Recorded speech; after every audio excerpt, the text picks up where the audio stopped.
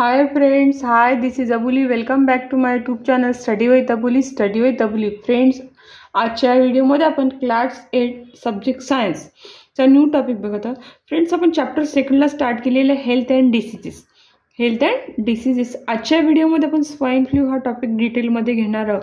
तर फ्रेंड्स, तुम्ही हा व्हिडिओ स्टार्टिंग ते एंडिंगपर्यंत नक्की बघा आणि आवडला तर नक्की शेअर करायला विसरू नका. जर अजून व्हिडिओ बघत असतील तर ह्या चॅनलच्या डिस्क्रिप्शन बॉक्सला नक्की चेक करा, ह्या चॅनलला व्हिजिट करा, जेणेकरून जे तुम्हाला हवे असलेले व्हिडिओ मिळून जातील. आणि कसला वेळ न घालवता आपण आपल्या व्हिडिओला स्टार्ट करूया.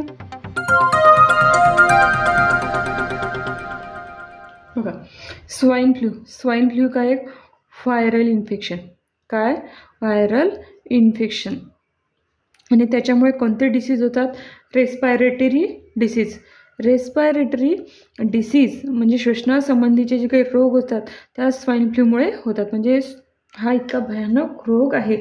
आणि हा कशामुळे होतो? हा होतो H1N1 व्हायरसेसमुळे हा स्वाईन फ्लू होतो. आणि लहान मुलांना जर झाला, म्हणजे चिल्ड्रेन म्हणजे लहान मुलांना जर हा झाला तर त्याच्यामध्ये भरपूर प्रमाणात क्रोनिक हेल्थ कंडिशन तयार होते. त्यांच्यामध्ये क्रोनिक हेल्थ कंडिशन तयार होते. तर हा डिसीज झाला तर म्हणजे काय म्हणू की हा डिसीज स्प्रेड कसा होतो? हा डिसीज होतो स्प्रेड्स थ्रू एअरमुळे हा डिसीज होतो. काय होतात? यामध्ये ह्या आजाराचे ड्रॉपलेट्स जातात. काय जातात? ड्रॉपलेट्स. त्याच्यामुळे हा एअर थ्रू इतरांना होण्याची शक्यता जास्त आहे. म्हणजे काय? कफ खोकल्या थ्रू सुद्धा जातो.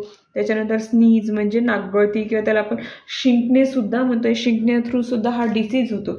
तर हे आजाराची रिस्क काय? हे रिस्क म्हणजे काय? तर कोणाला जास्त हा आजार धोकादायक ठरू शकतो? इन्फंट्स, चिल्ड्रन,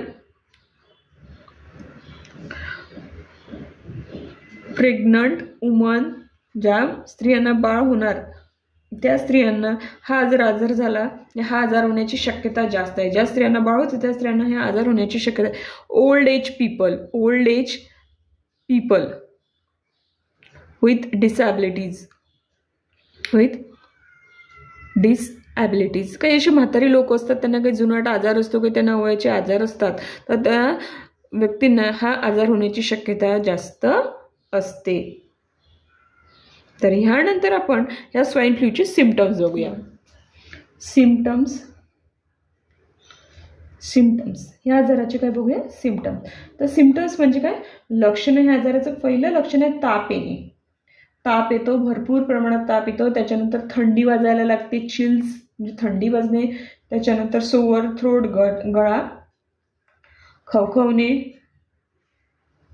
त्याच्यानंतर होतो थर्ड येते बॉडी पेन, जे अंग दुखायला लागतं. त्यानंतर येतो कफ, खोकला येणे, ह्या सुद्धा आजाराची लक्षणे आहेत. त्यानंतर रनी नोज म्हणजे काय म्हणू की आपण नाक गळणं, नेहमी नाक गळणं सुद्धा हे आजाराचे लक्षण आहे. त्यानंतर स्नीजिंग, शिंका येणे, नाक गळणे, याला सुद्धा आपण असं म्हणू शकतो शिंका येणे.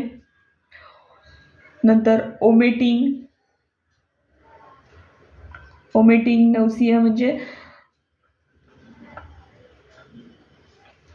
याला आपण म्हणतो की मळमळल्यासारखं वाटणे. आणि काही चिल्ड्रनमध्ये सुद्धा काही याचं काय असतात? सिम्पटम्स असतात. चिल्ड्रन सिम्पटम्स बघूया आपण. चिल्ड्रन काय? जर ह्या चिल्ड्रन्समध्ये काय असते सिम्पटम्स? फास्ट ब्रिदिंग म्हणजे एकदम जोरजोराने श्वास घ्यायला लागणे, त्यांना श्वास घ्यायला त्रास होणे. फास्ट ब्रिदिंग म्हणजे आपण म्हणतो ट्रबल ब्रिदिंग. काय ते? ट्रबल ब्रिदिंग म्हणजे श्वास घ्यायला त्रास होणे. ब्लूइश स्किन कलर होतो.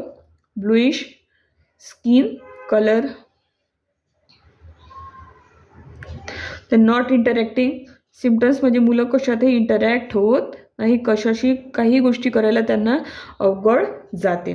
त्यांना ताप येतो लहान मुलांमध्ये. फिवर विथ रॅशेस, ताप येतो, त्याच्याबद्दल चेहऱ्यावर रॅशेस पण येतात.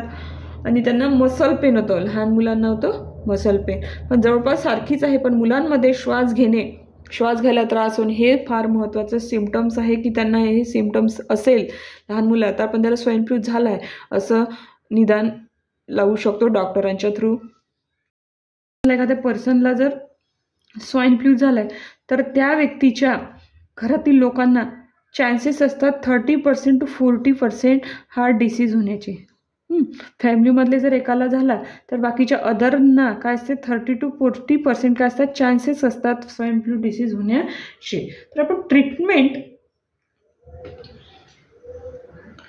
आणि प्रिव्हेन्शन बघूया. ट्रीटमेंट आणि प्रिव्हेन्शन. ह्या आजारचे ट्रीटमेंट काय आहे? आपण स्वाईन फ्लू बरे होण्यासाठी घरी सुद्धा काहीतरी उपाय करू शकतो. रेस्ट करू शकतो, आराम करू शकतो त्याला म्हणतो. त्याच्यानंतर प्लेंटी ऑफ फ्लुइड म्हणजे भरपूर प्रमाणात पाणी प्यायचं. त्याच्यामुळे जे काय करू शकतो आपण अवॉइड करू शकतो डिहायड्रेशन काही ह्या गोष्टी ज्या आहे आपण अवॉइड करू शकतो. आणि हनी म्हणजे सहज घेऊ शकतो जेणेकरून काय होते ते कफ रिलीफ करण्यासाठी मदत होते. कफ रिलीफसाठी काय होते ही हनी फार मदत करते. जेणेकरून हनीमुळे काय होते हा जो शरीरातील कफ आहे तो काय करतो घसरतो. तर प्रिव्हेन्शन काय आहे? तर याचं प्रिव्हेन्शन म्हणजे प्रतिबंध काय करायचं? फर्स्टली हँड वॉश करायचे व्यवस्थितरित्या, हात स्वच्छ धुवायचे साबणाने, प्रॉपरली हात पुसून घ्यायचे. त्यांच्यावर आपण म्हणू की प्रॉपर हायजीन म्हणजे वैयक्तिक स्वच्छता जी असते प्रॉपर हायजीन वैयक्तिक स्वच्छता ही वापरायलाच हवी. इम्युनो बुस्टिंग फूड्स म्हणजे ज्याच्यामुळे आपली रोगप्रतिकारक शक्ती वाढेल असा अन्न पदार्थ सेवन करणे. बाहेरचं जास्त खाणे नाही, कारण की त्याच्यामुळे काय होतं बाहेरचं जास्त खाल्ल्यामुळे इन्फेक्शन जास्त होतं. त्याच्यामुळे काय होतं तर घरगुतीच काही इम्युनिटी बुस्टिंग फूड खायचं. आणि avoid touching eyes and nose म्हणजे डोळ्याला नाकायला हात लावायचा नाही, ते टाळायचं. ह्या सवयी आपल्याला काय करायच्या अंगीकारायच्या स्वाईन फ्लू होऊ न देण्यासाठी. त्याच्यानंतर आपण असं तोंडाला पण सुद्धा हात लावायचे म्हणजे चेहऱ्याला कमी हात लावायचा. त्याच्यामुळे हा स्वाईन फ्लू जास्त स्प्रेड होणार नाही. त्याला आपण प्रतिबंध ठेवू शकतो. म्हणजे त्याच्यावर आपण काहीतरी आळा घालू शकतो. बघा आजच्या टॉपिकमध्ये स्वाईन फ्लू आपण बघितलेलं आहे. इथे आपल्या व्हिडिओचा टॉपिक कंप्लीट झालेला आहे. ह्या चॅनलवरचे व्हिडिओ कसे आहेत, तुम्हाला आवडतात की नाही आवडतात याची मला फ्रेंड्स आवर्जून कमेंट्स करत राहा. हा व्हिडिओ बघितल्याबद्दल तुम्हा सगळ्यांचे मनापासून धन्यवाद. Take care and good bye.